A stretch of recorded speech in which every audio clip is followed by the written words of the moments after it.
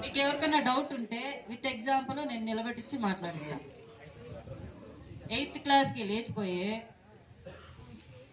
మళ్ళీ తీసుకొని వస్తే ఈ మధ్య మళ్ళీ వెళ్ళిపోయారు. అలా ఉన్నారు.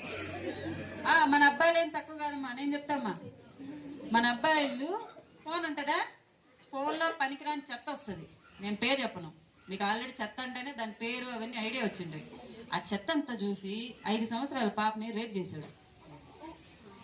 ఆ కేసుకి వెళ్ళింది నేనే, అందుకే చెప్తాను. 5 సంవత్సరాల పాప రేపు. ఆ పిల్లకి రేప్ అంటే తెలిసిన తెలీదు. 5 సంవత్సరాల పాప అంటే ఎంత ఉంటుంది? ఇంతుంది, ఇంతుంది. నేనే వెళ్ళా ఆ కేసుకి. అర్ధరాత్రి 11:30కి నేను వెళ్ళా ఆ కేసుకి. మరి తమరు చేసేది బాగుందా, ఆడపిల్లలు చేసేది బాగుందా, ఏది బాగుంది? దీని వీటన్నిటికంటే బాగుండేది నేను చెప్పనా, యూట్యూబ్లో ఫ్రీ క్లాసెస్ వస్తాయి తెలుసా. ఫ్రీగా యూట్యూబ్ ఛానల్లో కొన్ని అకాడమీస్ ఫ్రీగా చెప్తారు. దానివల్ల కొంచెం బాగుపడతారు. వాడికి గ్రాస్పింగ్ పవర్ ఉందనుకో, 10th పాడైపోయి ఎక్కడో కాంపిటేటివ్ ఫీల్డ్ వెళ్తే ఏదో ఒక ఉద్యోగం వస్తుంది. నేను ఇన్స్టాలో చాటింగ్ చేస్తా అన్న అమ్మాయి ఏమైంది, లేచిపోయింది. వాడు బాగా చూసుకుంటాడా? చూసుకుంటాడు అనే నమ్మకం ఎవరుకుందమ్మా?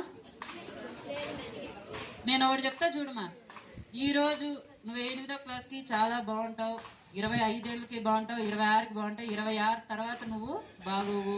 ఇది ఫ్యాక్ట్. అబ్బాయిల కంటే అమ్మాయిలే త్వరగా ఏజ్ అయిపోతారు. చూసుకోండి మీరే. నేను జనరల్గా చెప్తున్నా, మీకు బాధగా ఉండొచ్చు కానీ నేను అమ్మాయినే కదా, నేను కూడా ఎందుకు చెప్తున్నా చెప్పు. మనం అనుకుంటాం ఈ యవ్వనం అనేది మనకు ఉంటుంది, జీవితాంతం ఉంటుంది అనుకుంటాం.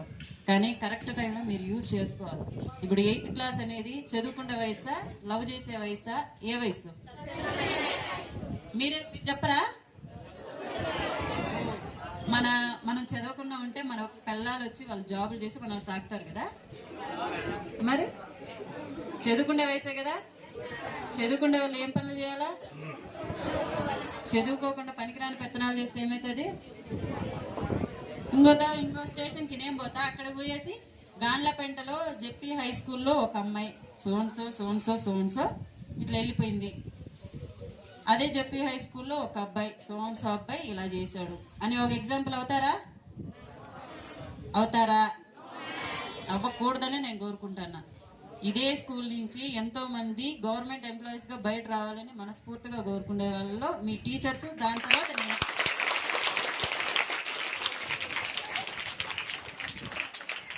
మొదట ఎందుకు మీ టీచర్స్ చెప్పండి. రేపొద్దున ఏడకి వినా కూడా నువ్వు ఎవరో తెలియదు.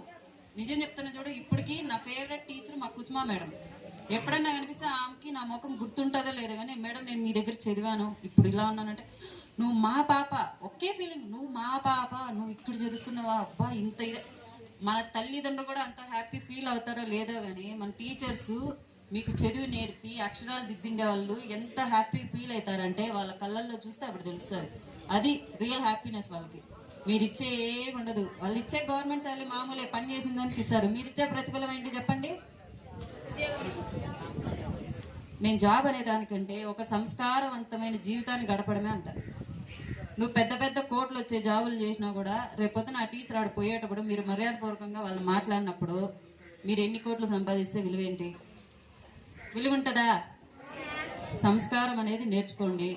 టీచర్స్తో మర్యాదగా ప్రవర్తించండి. టీచర్స్ మిమ్మల్ని ఒక మాట అన్నా కూడా అది ఎందుకోసం అంటారు చెప్పండి? మీకోసమే కదా, మీరు బాగుండాలనే కదా. దీంట్లో ఎవరన్నా మీ టీచర్కి వీళ్ళు మా పొగవాళ్ళు, వీళ్ళు నాకు కావాల్సిన వాళ్ళు అని చెప్పి ఎవరన్నా మీ మీద తారతమ్యాలు డిఫరెన్సెస్ ఏమైనా చూపిస్తారా? చూపివరు కదా. ఏది చెప్పినా మీకోసమే కదా.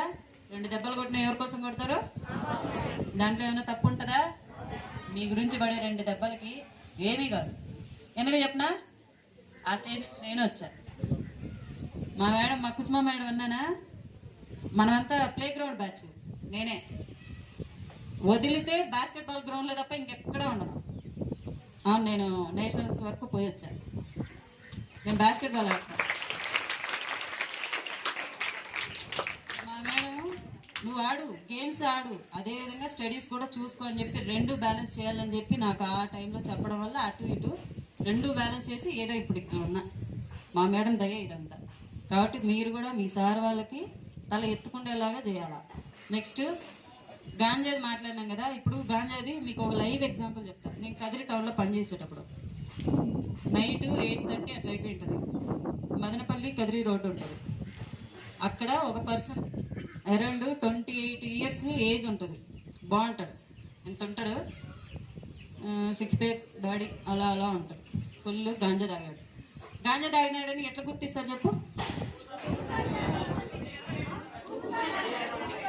ఊగిన వాడంతా గాంజా తాగినాడు అనుకోవడం తప్పు నాన్న.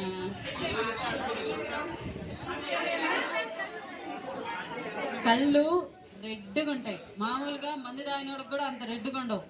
ఈ చింత నిప్పులు అంటారు తెలిసిన. అన్నిటికంటే ఎక్కువసేపు కాలేది కలపేది చెప్పు.